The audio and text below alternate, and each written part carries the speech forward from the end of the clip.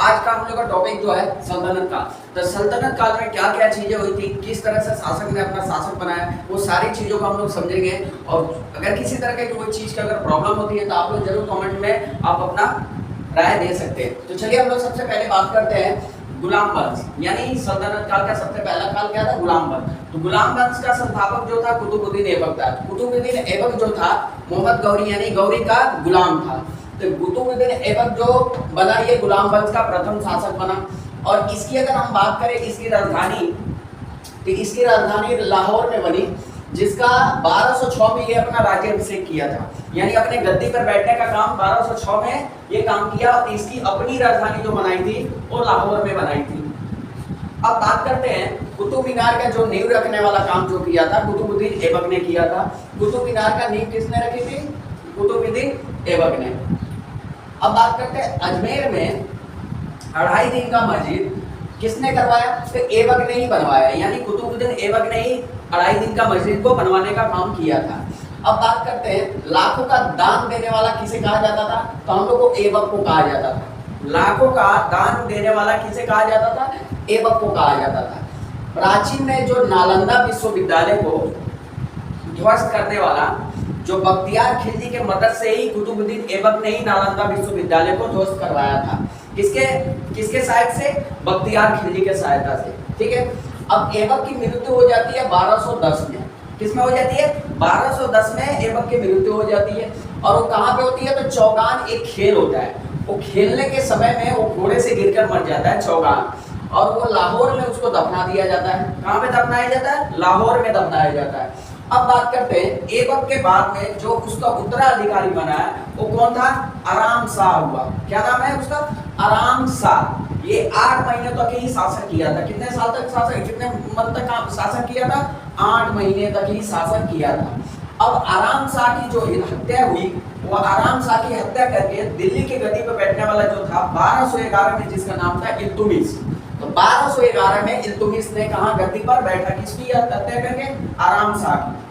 तो 1211 में इल्तुमिश ने गद्दी पर बैठता है। अब इल्तुमिश की मृत्यु कब हो जाती है, 1236 में हो जाती है। 1236 में यानी इल्तुमिश की मृत्यु हो जाती है। और उसके बाद उसी का पुत्र रुकनुद्दीन फिरोज, क्या नाम था उसके, इल्तुमिश का पुत्र रुकनुद्दीन फिरोज, वो गद्दी पे बैठता है।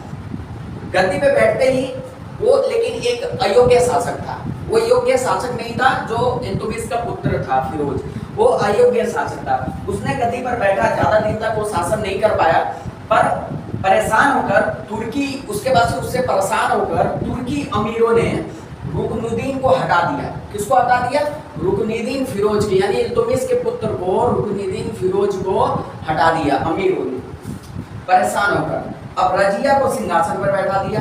रजिया प्रथम, यानी रजिया प्रथम जो थी, इनको सिंहासन पर बैठा दिया, यानी किसको, रुकनुद्दीन फिरोज को। यानी इल्तुमिश का ही पुत्र था रुकनुद्दीन फिरोज, उसको गद्दी से हटाकर रजिया को सिंहासन पर बैठा देता है। अब हम लोग बात करते हैं, रजिया एक ऐसी महिला थी जो प्रथम महिला थी, मुस्लिम थी, जिसने शासन का बागडोर को संभाला था। क्या नाम था, रजिया प्रथम।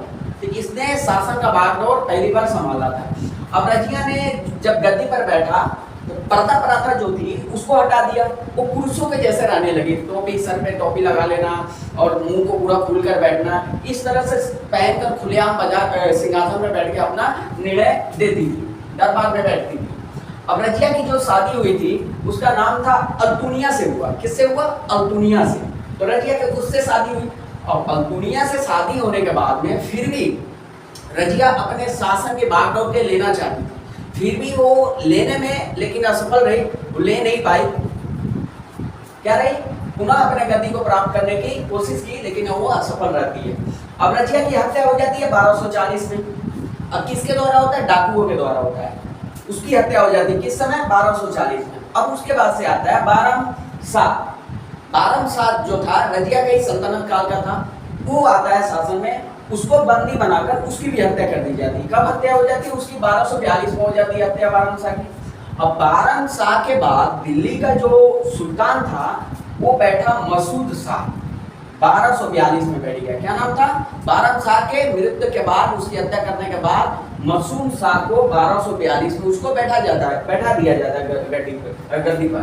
अब ये किसके? बलबन ने षड्यंत्र के द्वारा हुआ था। ये बलबन के षड्यंत्र के द्वारा हुआ था 1246 में, जो उसको गद्दी से हटा दिया और मसूद शाह को गद्दी पर बैठा देता है।